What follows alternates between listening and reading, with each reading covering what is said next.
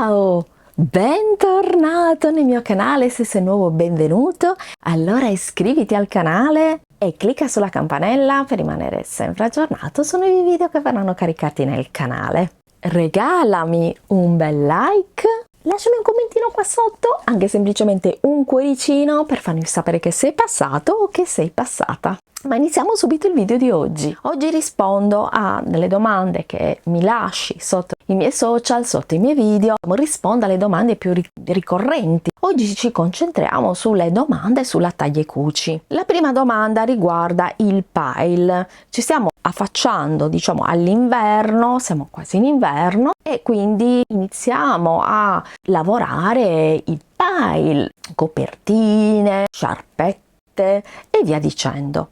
Ma come si cuce il pile?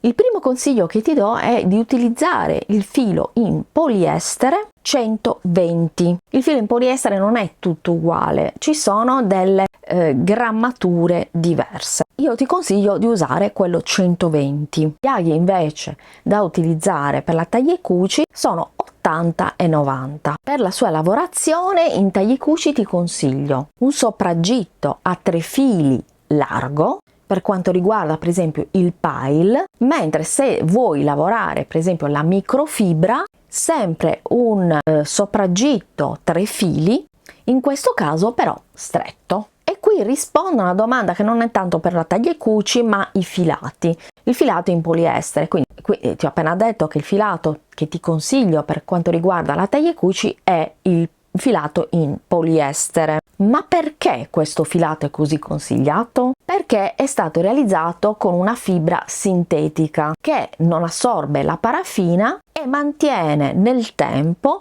tutte le caratteristiche inalterate. E per quanto riguarda i tessuti sintetici, quindi non naturali ma sintetici, si lega meglio, molto meglio rispetto al cotone. Devo dire la verità, io lavoro solo con filo in poliestere, tutto in poliestere. Io cotone non ne compro più, se non per quanto riguarda filo per fare le punti molli, i fili lenti o marche, chiamiamolo come vogliamo, oppure per imbastire, allora quello sì, in cotone, ma tutto il resto io uso esclusivamente il poliestere. Ma quali filati in generale sono consigliati da usare con la taglia e cuci? Quindi in questo caso in generale sto parlando, quindi questa è stata una domanda che ho trovato molto spesso sotto i miei video, nei social, in privato, una domanda veramente tanto gettonata. Poliestere 100-120. Segnati tutti questi consiglietti che ti sto dando in un quadernetto. Te lo consiglio perché poi guardando il video poi ti puoi dimenticare di tutte queste cose che ti dico durante i video. Come mai l'altezza dei due aghi della taglia e cuci sono diversi? Se tu controlli nella tua taglia e cuci ti renderai conto che una è più in alto e una è più bassa.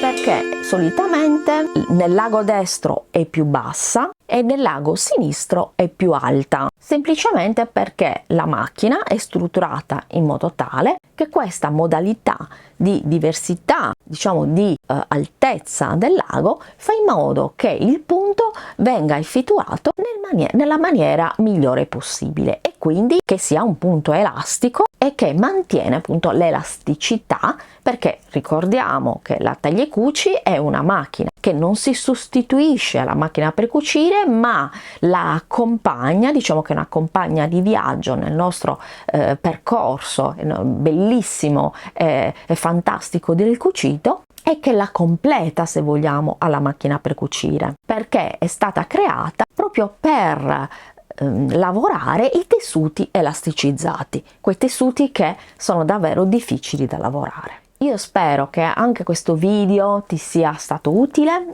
me lo auguro con tutto il cuore e lasciami un commento su altri video che vorresti vedere nel mio canale, io leggo tutto e rispondo a tutti, oppure mi puoi iscrivere nei miei social quindi iscriviti nei miei social, sono un po' ovunque, sono su Instagram, su Facebook, su Telegram, su TikTok, un po' ovunque, quindi a seconda delle piattaforme che tu preferisci, comunque lì mi trovi. Perché so da tanti di voi che magari non hanno Instagram, chi non ha Instagram non ha Facebook, chi ha Facebook non ha Instagram e via dicendo. Molti per esempio di voi non hanno Telegram, quindi a quel punto se vuoi farmi delle domande e tra l'altro vuoi prendere un appuntamento con me di una consulenza privata, mi puoi scrivere anche sul mio numero WhatsApp, su WhatsApp. Non accetto chiamate, solamente dei commenti, quindi inutile che mi chiamiate perché io non rispondo alle chiamate che non conosco. Quindi mi scrivete un commentino, io leggo tutti, vi rispondo appena posso e mi farebbe molto piacere. Io ti mando un grande bacio sartoriale ma soprattutto terapeutico, perché il cucito è anche terapia. Ciao e al prossimo video.